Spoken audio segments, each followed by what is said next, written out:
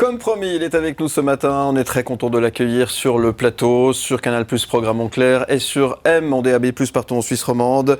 C'est Moziman qui est avec nous. Salut Moziman. Bonjour, il est très tôt. On va pas se le cacher, il est très très tôt. Oui, mais tu sais que l'avenir appartient aux gens qui se lèvent tôt. Absolument. Je suis très heureux d'être avec toi, d'être avec vous. Eh ben, on est très content de t'accueillir. Merci. La dernière fois qu'on t'a vu, c'était au Venoge Festival, à Panta. Il faisait plus chaud. Il faisait un petit peu plus chaud. Oh, quoique, ouais. On s'était ramassé une petite rincée. En tous les cas, on a des très très bons souvenirs de toi, à la fois de cette interview et puis ensuite sur la scène, effectivement, des bons souvenirs aussi de ton passage au Venoge. Ah, j'avais adoré ce festival, vraiment, c'était super. Eh ben, nous, on avait adoré ta prestation. Nous, on est très contents de t'accueillir, je le disais ce matin, pour parler un petit peu des choses qui ont bougé. D'ailleurs, je m'en souviens, tu nous avais dit, ça va bouger. Il y a pas mal de choses qui vont se passer. Oui. Et tu m'avais fait une promesse, je viendrai vous trouver. Tu as tenu ta promesse. Absolument. Donc, pour ça. Absolument. Là, avec grand plaisir. Bon, alors justement, quelles sont toutes ces choses qui ont bougé? Par quoi on commence? Parce qu'il y a tellement de trucs. Je sais, comme j'ai une liste qui est longue comme ça. Alors, beaucoup de collaborations. Hein, beaucoup de rencontres, beaucoup de collaborations. Beaucoup de musique, beaucoup de plaisir aussi, parce que ces dernières années, j'ai l'impression que je me suis trouvé artistiquement, j'ai trouvé l'équilibre que je cherchais depuis très longtemps finalement, entre cette volonté de partager avec des artistes, de composer pour des artistes, et puis aussi cette volonté de se trouver, on disait hors antenne en discutant avant, réussir à trouver le fameux titre crossover qu'on va pouvoir jouer en club, qu'on va pouvoir écouter en radio, et je crois que j'ai pris mon temps, en bon Suisse allemand que je suis, j'ai pris mon temps, mais je crois que je me suis trouvé. Ouais. Le geste, j'aime beaucoup, parce que dans le clip, on te voit mais faire tu sais, comme ça. C'est l'histoire de ce geste, pour ceux qui nous écoutent, qui nous regardent. Donc j'ai fait un titre qui s'appelle Dancing on My Own, et je cherchais une chorégraphie. Et en fait, j'ai un copain qui, quand il est un peu éméché en soirée, ne parle plus à personne, se met sur la piste de danse et danse comme ça. Et je me suis dit, écoute, je vais lui faire honneur. Le point fermé. Le point fermé comme ça, les yeux fermés, avec la bouche un peu en cul de poule comme ça. Et je me suis dit, je vais lui faire honneur. Et donc j'ai fait un clip où tout le monde danse comme ça. Ouais, en tout cas, ça fonctionne très très bien. Tu sais qu'on le passe depuis un moment, merci. Et qu'on l'utilise même de temps en temps en générique. On l'adore. Utilisez autant que vous voulez. C'était un vrai coup de cœur quand il est sorti. On était tous en train de danser comme ça. Merci beaucoup. Il met la pêche, comme on dit. D'ailleurs, ce son Dancing on My Own, si on traduit en français, ça veut dire je danse moi tout seul. Est-ce que c'est pas un message un peu d'un morceau où tu as fait beaucoup de collaborations, tu as écrit beaucoup pour d'autres artistes? Est-ce que là, peut-être cette fois, tu te dis non, là, je fais un truc pour moi en fait? Écoute, je l'avais pas pensé comme ça, mais maintenant que tu le dis, ça fait sens complètement. Moi, l'idée de ce morceau, c'était le lâcher prise, de pas se prendre la tête et de penser à tous ces moments de vie où on danse seul. Tu sais, quand on danse seul, quand on est ado et qu'on se prépare à danser un slow et qu'on sait pas vraiment comment faire, alors on se regarde devant le miroir.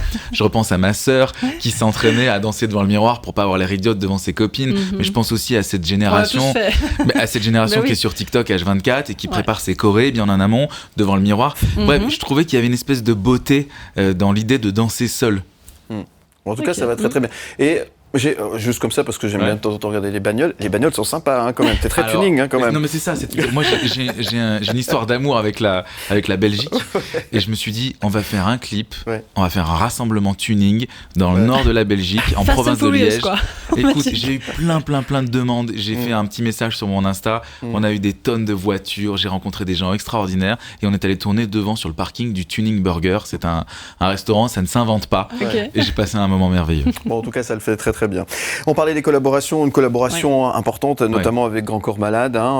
D'ailleurs, on se souvient, on a parlé du Venoge tout à l'heure, mais on t'a aussi vu au Paléo l'été dernier, aux côtés de Grand Corps Malade, justement. Et une collaboration comme ça, parce que c'est des univers qui sont assez différents de ceux qu'on connaît. Quoique tu es assez hétéroclite, tu t'adresses un petit peu à tous les styles aussi. Qu'est-ce que ça t'a apporté, la collaboration avec ce grand monsieur? Grand Corps Malade, c'est une rencontre qui change une vie. Et moi, il a changé ma vie, très clairement. Il a changé. Si tu veux, il m'a apporté ce que j'avais pas dans le milieu. Enfin, ça paraît un peu présomptueux dit comme ça, vu comme ça, mais tu sais, on met des années à avoir la carte.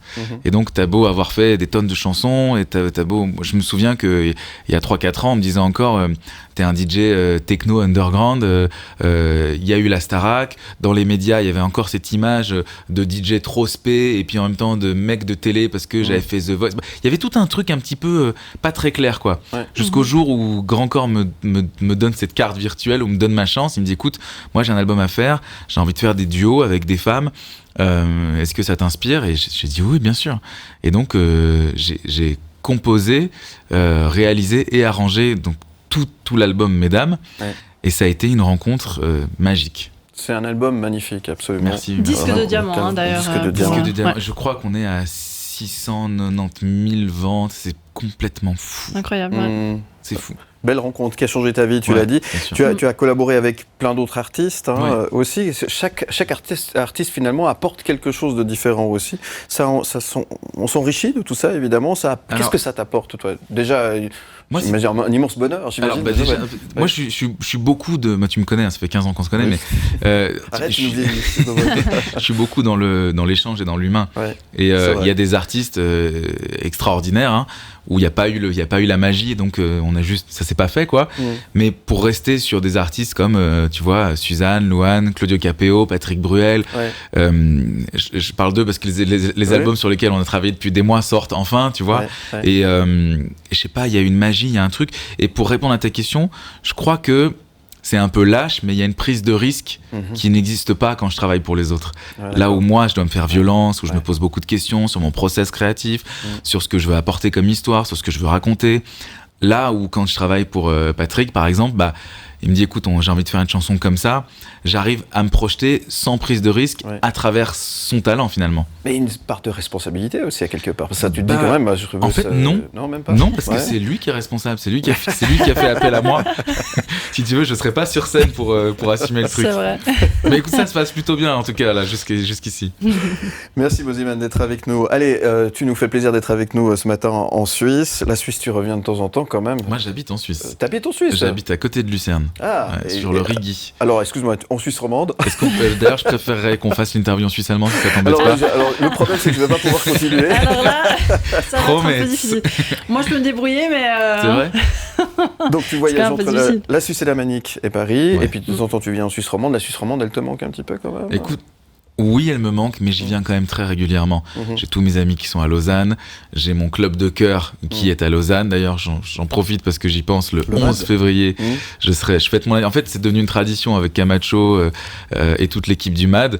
Je fête mon anniversaire en février au MAD à chaque fois. Voilà, on sera là, ça sera le 11 février et ce sera bien sûr une soirée immanquable. On va marquer une première petite pause, on revient dans un instant avec Mosiman qui nous fait le plaisir d'être avec nous. Je vous rappelle que vous pouvez réagir, vos messages sont les bienvenus via le QR code qui s'affiche sur le bas de votre écran et puis par WhatsApp au 079 121 9000. A tout de suite, vous ne bougez pas.